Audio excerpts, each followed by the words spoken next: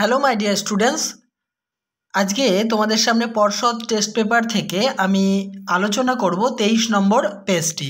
এর আগের পেজগুলি দেখার জন্য আমার চ্যানেলের প্লেলিস্টে চলে যাও, ওখানে একটা ফোল্ডারে সমস্ত টেস্ট পেপার সলভের পেজগুলি রয়েছে। আর ভিডিওটি ভালো লাগলে অবশ্যই লাইক, কমেন্ট এবং শেয়ার করো। চ্যানেলটিতে নতুন হলে সাবস্ক্রাইব করে অল করে দিও। আজকে প্রথম প্রশ্ন 1.1 তেলের খনির কারখানার মিস্ত্রিরা চাকরির উদ্দেশ্যে গিয়েছিল রেঙ্গুন। ক অপশানটি সঠিক। নেক্সট, নদের চাঁদকে পিষিয়া দিয়া চলে গেল। অপশান ক 7 নম্বর ডাউন প্যাসেঞ্জার। নেক্সট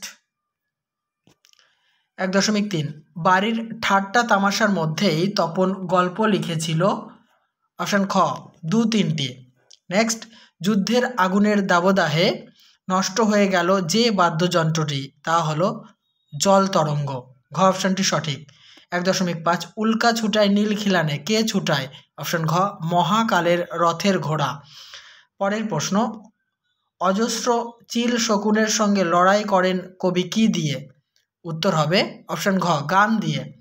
1.7 4 খণ্ড রামায়ণ কপি করে একজন লেখক অষ্টাদশ শতকে কত টাকা পেয়েছিলেন? অপশান ক 7 টাকা। নেক্সট প্রশ্ন, আক্ষরিক অনুবাদের দোষ থেকে মুক্ত না হলে সুপ্রতিষ্ঠিত হবে না। অপশান ঘ বৈজ্ঞানিক সাহিত্য। 1.9 হিমালয় যেন পৃথিবীর মানদণ্ড, উক্তিটি অপশান ঘ কালিদাসের। 1.10 আনন্দে করিব পান সুধা নিরবধি। আনন্দের তলায় দাগ রয়েছে, চিহ্নিত পদটির কারক হলো অপশান গ করণ কারক। 1.11 কৃদন্ত পদ বলে। অপশান ক কৃত প্রত্যয়যুক্ত পদকে। 1.12 ব্যাস বাক্যের ব্যাস শব্দের অর্থ হলো অপশান গ বিস্তার। 1.13 সিংহাসন এর সমাস হলো, এটা মধ্যপদলোপী কর্মধারয় সমাস, আর ব্যাস বাক্য হবে সিংহ চিহ্নিত আসন। 1.14 পৃথিবী হয়তো বেঁচে আছে, অর্থগত দিক থেকে বাক্যটি যে শ্রেণীর, এটি হচ্ছে সন্দেহবাচক বাক্য। 1.15 সুতপা সরমাকে বাংলা পড়াচ্ছে, এই বাক্যে বিশেষ্য খণ্ডটি হলো সুতপা। অপশান খ সঠিক উত্তর। নেক্সট, জানলা খুলে গেল, এটি যে বাচ্যের উদাহরণ, তা হচ্ছে অপশান ঘ কর্মকর্তৃবাচ্যের উদাহরণ। শেষ এমসিকিউ টাইপ প্রশ্ন 1.17 অনুসর্গযুক্ত কর্তা যে বাচ্চে বসে, তা হচ্ছে কর্মবাচ্যে। খ অপশানটি সঠিক। এবারে এসএকিউ টাইপ প্রশ্ন উত্তরগুলি আমি বলছি, তোমরা দেখে নাও।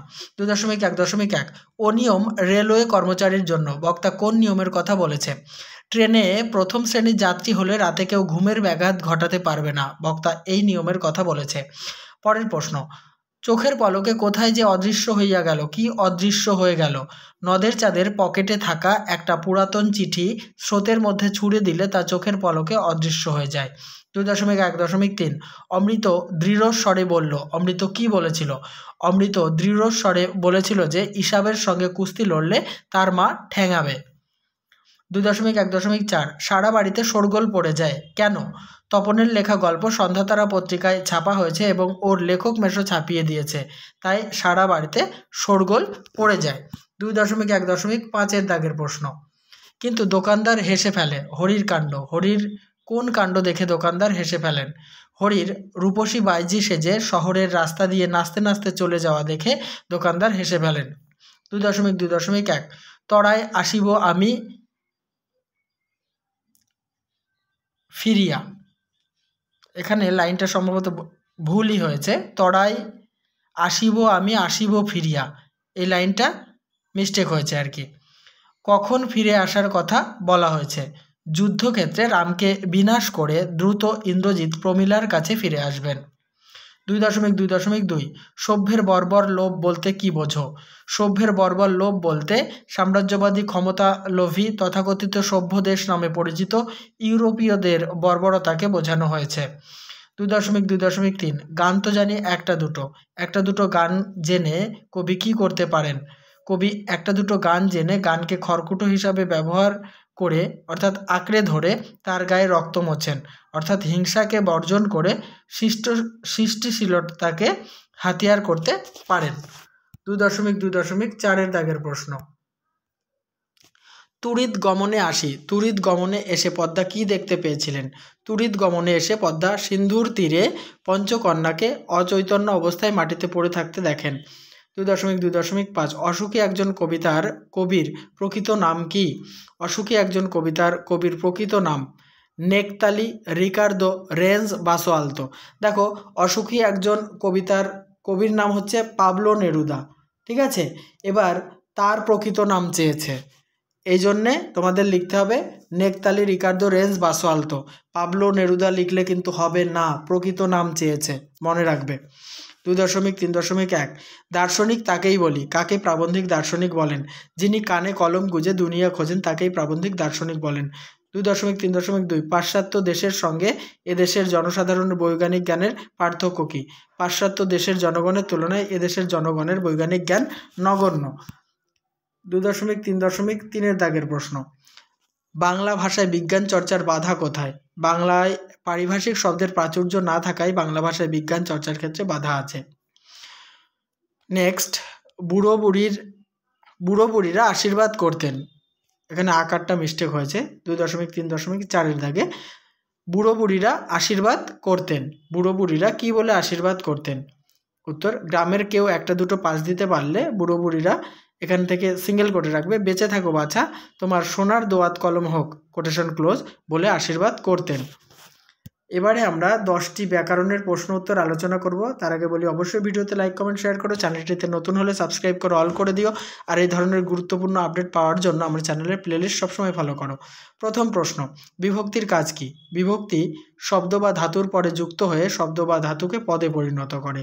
2.4.2 হে পিতৃব্য তব বাক্যে ইচ্ছে মরিবারে, নিম্নরেখ পত্রের কারক ও বিভক্তি নির্ণয় করো। দেখো, এই যে হে পিতৃব্য, এটাকে সম্বোধন করছে, তাই না? তাই এটি সম্বোধন পদ, অর্থাৎ অকারক। নেক্সট, 2.4.3 অভাব অর্থে একটি অব্যয়ীভাব সমাসের উদাহরণ দাও। যেমন জলের অভাব, তাকে বলবো নির্জল। ভিক্ষার অভাব, দুর্ভিক্ষ। 2.4.4 ব্যাস বাক্যটিকে সমাসবদ্ধ করে কোন শ্রেণীর সমাস তা নির্ণয় করো।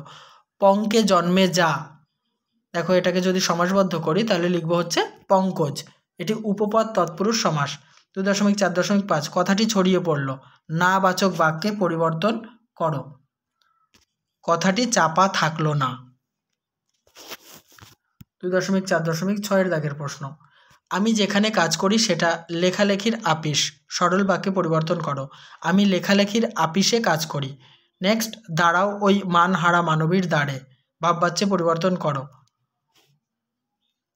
এখানে আমার ওই কথাটি না মিস্টেক হয়ে গেছে। ওই মানহারা মানবীর দাঁড়ে দাঁড়ানো হোক। ওই মানহারা মানবীর দাঁড়ে দাঁড়ানো হোক। পরের প্রশ্ন 2.4.8 বাক্যের বিধেয় কাকে বলে? কোনো বাক্যে উদ্দেশ্য সম্পর্কে যা কিছু বলা হয় তাকে বিধেয় বলে। যেমন রাম ভালো ছেলে, এখানে রাম হচ্ছে উদ্দেশ্য আর ভালো ছেলে এইটুকু হচ্ছে বিধেয়। 2.4.9 ঘটিত কর্তৃবাচ্য কাকে বলে? উদাহরণ দাও। যে বাচ্চে কর্মই কর্তা রূপে প্রতীয়মান হয় তাকে ঘটিত কর্তৃবাচ্য বলে, যেমন বাঁশি বাজে। এবারে 2.4.10 বহুব্রীহি সমাস কাকে বলে? যে সমাসে পূর্বপদ বা পরপদের অর্থ প্রাধান্য না পেয়ে তৃতীয় পদের অর্থ প্রাধান্য পায় তাকে বহুব্রীহি সমাস বলে। যেমন একটা উদাহরণ দিয়ে বুঝিয়ে দিয়েছি। বহুব্রীহি এই শব্দটাকেই যদি আমরা ব্যাসবাক্য করি, বহু মানে হচ্ছে অনেক, ব্রীহি মানে ধান, আছে যার, এটুকু হচ্ছে ব্যাসবাক্য। এখানে দেখো বহু কিংবা ব্রীহি কারোর অর্থই প্রাধান্য পায়নি, প্রাধান্য পেয়েছে তৃতীয় পদের অর্থ, সেটা কি? ভূস্বামী। বহুব্রীহি বলতে ভূস্বামী বা জমিদারকে বোঝায়। এবারে 9 দাগে চলিত বাংলায় অনুবাদ করতে বলা হয়েছে। এক লাইন করে বলছি, তোমরা মেলাতে থাকো।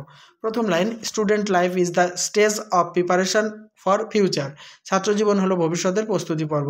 This is the most important period of life, এটা জীবনের সবচেয়ে গুরুত্বপূর্ণ সময়। A student is young today, একজন ছাত্র আজ তরুণ। Next, but he will be a man tomorrow, কিন্তু আগামীকাল সে হবে একজন মানুষ। নেক্সট লাইন আর শেষ line, he has different duties, তার নানা ধরনের কাজ আছে বা নানা ধরনের কর্তব্য আছে, একটা লিখলেই হবে। তাহলে এই পেজ সমাপ্ত করলাম। নেক্সট পেজ দেখার জন্য আমার চ্যানেলটিকে সাবস্ক্রাইব করে রাখো আর প্লেলিস্ট ফলো করো।